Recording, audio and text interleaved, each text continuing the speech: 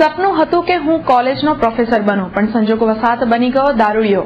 આ કિસ્સો છે એક એવા યુવાનો જેને ભણતર કામ ન લાગ્યું અને દારૂની લતે બનાવી દીધો લાચાર માણસ।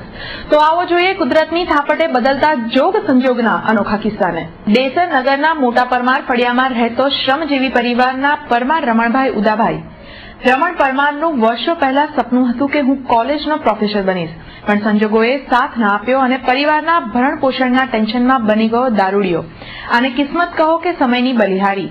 પોતાનું કુટુંબ ભણતરનો ભાર ન ઉપાડી શકે તે માટે પોતે મજૂરી કરી કોલેજની તગડી ફી ભરીને ટીવાય બીકોમ સુધી રમણ પરમાર ભણ્યો। સારા ટકાએ પાસ થયો, પણ આખરે ભણતર કામ ન લાગ્યું। મોંઘવારીમાં કુટુંબની આવી પડેલી જવાબદારીને સંજોગો વસાત સ્વીકારી લઈ આમ તેમ મજૂરી શોધીને ઘરનું ગુજરાન કરવામાં જ જિંદગી વીતી ગઈ। હવે તો સવાર સાંજ ક્યાં મળશે મજૂરી અને કેવી રીતે કુટુંબનું પેટ ભરવું તે રમણ માટે યક્ષ પ્રશ્ન બની ગયો છે। ઉપરોક્ત ટેન્શનમાં જ રમણ પરમાર દારૂના રવાડે ચડી ગયો અને સમાજમાં આજે ભવિષ્યના પ્રોફેસર માત્ર દારૂડિયાની છાપ ઉભી કરી શક્યો છે। दारू कौन देश है कारण से कि दुनिया में है दुनिया में दारू को मोटी चीज नहीं, दारू मोटी चीज नहीं, दारू है दुनिया में बगल रखा से अच्छी वस्तु है। दारू है हमेशा मोटी चीज नहीं है।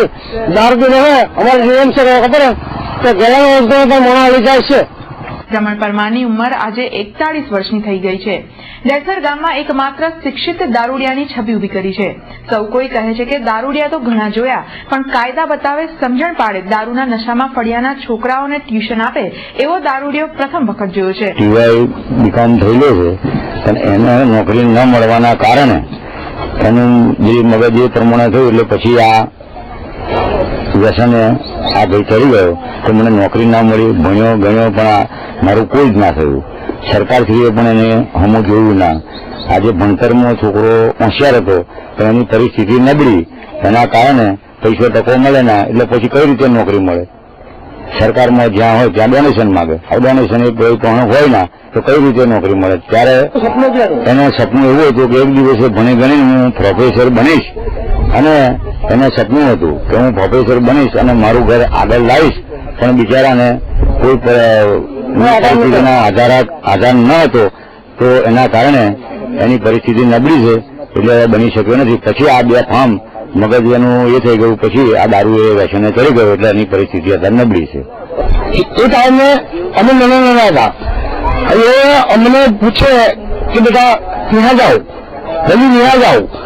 અત્યારે એ માણસ એને ધક્કો મારે છે બિચારાને, એવું છે। એને શું બનવું હતું? એને પ્રોફેસર બનવું હતું, એને સપના બહુ જોયા એને। શું બની ગયો? અત્યારે દારૂડિયો બની ગયો ભાઈ। કેમ? મજબૂરી છે, મજબૂરી, પૈસા નહીં અને મજબૂરી મેનેજ નહીં થાય, પૈસા નહીં થાય। 1989 થી 92 ની સાલમાં પોતે ડાકોર ખાતેની ભવન્સ કોલેજમાં અભ્યાસ કરીને આગળ ભણવાની ખેવના સાથે 57% માર્ક્સ મેળવ્યા હતા, જ્યારે એસવાયમાં 65% અને ટીવાયમાં 51% મેળવ્યા હતા। તે અરસામાં પોતાની પરિસ્થિતિ ખૂબ જ નબળી હોવાથી મા બાપ માત્ર ₹600 ફી પણ ભરી શકતા ન હતા।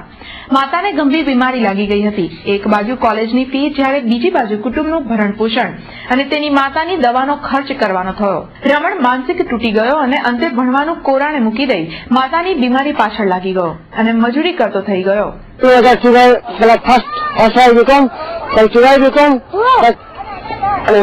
છેલ્લી ફી ના મળી મને, પોતાની ફી ના મળી, એક બાજુ મારા મધર બીમાર, મારી મમ્મી બીમાર, એક બાજુ પૈસા ભરવાના એક બાજુ, અને એક બાજુ ફી ભરવાની। એ ટાઈમે મેં માં બચાવી, પણ મને બચાવી કોલેજ છોડી દીધી મેં એ ટાઈમમાં। ત્યાર પછી મેં કોલેજ છોડ્યા પછી મેં સ્ટાર્ટ કરી મજૂરી સ્ટાર્ટ કર્યા પછી મજૂરી સ્ટાર્ટ કરી મેં। સમાજ માટે લાલબત્તી સમાન આ કિસ્સો ચોરે ને ચૌટે ચર્ચાનો વિષય બન્યો હતો। આ મહામોંઘવારીના પ્રલયમાં સમાજમાં આવા તો કેટલાય રમણ અટવાઈ પડેલા છે। સરકાર દ્વારા આવા કિસ્સાઓ પર પ્રકાશ પાડવામાં આવે તો કેટલાય સપનાના પ્રોફેસરો દારૂડિયા બનતા અટકે તેમ છે। રમણ હંમેશ માટે નશાની હાલતમાં હોય ત્યારે માત્ર અંગ્રેજી બોલતો હોય છે। નવાઈ પમાડે તેવી વાત તો એ છે કે જ્યારથી ભણતર છોડ્યું છે ત્યારથી આજ સુધી પગમાં ચપ્પલ પહેર્યા નથી, ચંપલ પહેર્યા વગર જ રહે છે અને પેટનો ખાડો પુરાય તેટલા જ પૈસા ઘરમાં આપી વધતા રૂપિયાનો દેશી દારૂ રોજ ગટગટાવી જાય છે। બધા અરજી કરે, બધી પેલા પિટિશનમાં અરજી કરીને પેલા પિટિશનમાં કેન્દ્રમાં ઓર્ગેનાઇઝેશન કાઢલા કેન્દ્રમાં પિટિશન અટક્યો।